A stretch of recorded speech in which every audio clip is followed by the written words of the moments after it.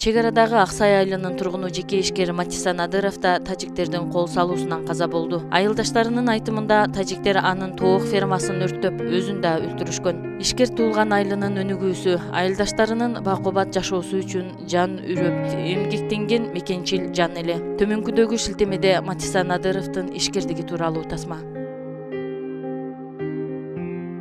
Ушу именно чек арада чырдан качып, башка кача курам деген ошой болгон эмес. Мен ушу айылда жашашым керек, ушу жерде курушум керек, ушу жерде элге жумуш месттен ачышым керек, ушу жерде мен жашап калышым керек да. Биздин ата бабабыздын туулган жери, өскөн өзүнүн туулган жери, бул жерден кетпейбиз эч жака. Кетишке мүмкүн эмес да. Тем более биздин возрастта, биздин баягы интеллект менен, образование менен мүмкүн эмес эле да кетишке, мүмкүн эмес. Азырда ошентип ойлойбуз. Канчалык эме болбосун, биз ушу жерде жашай беребиз, кура беребиз, иштей беребиз. Тооканада менин иним бар эле. Чоң меникиле.